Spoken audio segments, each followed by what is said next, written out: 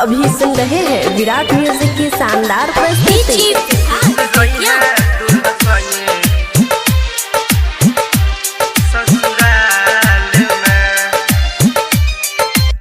ससुरा में सब सन कह के फोन करते रही है गे, हर समाचार सुन गे रानी हमरा तू बताई है गे।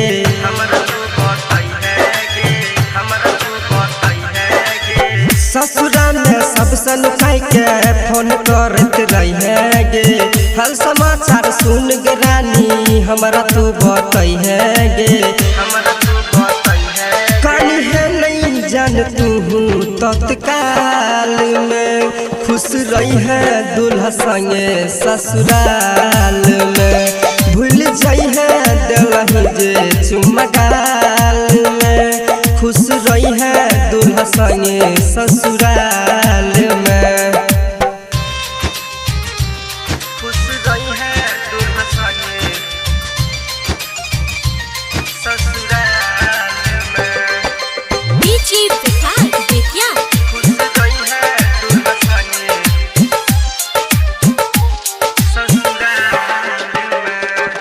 संगे जिया के क्रिया खैली पल भर में शादी रचैली, भूल जाई है दिहल चुम्मा गाल में,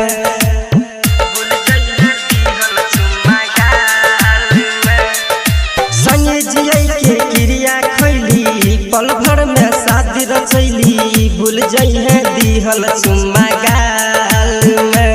कनी है नहीं जान तू तत्काल में खुश रही है दूल्हा संगे ससुराल में, भूल जाई है दिलही जे चुमगाल में, खुश रही है दूल्हा संगे ससुराल में,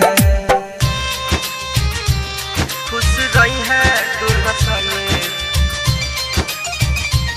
ससुराल में।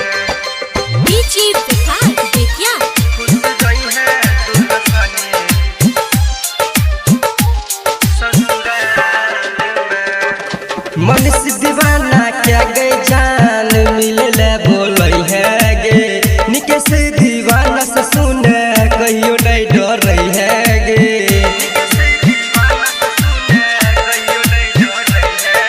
मन से दीवाना क्या गए जान मिले बोल है गे, निके से दीवाना से सुने कहियो नहीं डर रही है गे। खुश रही है पूनम तू ससुराल में, खुश रही है दूल्हा जोरे ससुराल में, भूल जाई है दिलही जे चुमगाल में, खुश रही है दूल्हा संगे ससुराल में। Virat music digital recording studio Yamuna Nagar Jagadhri.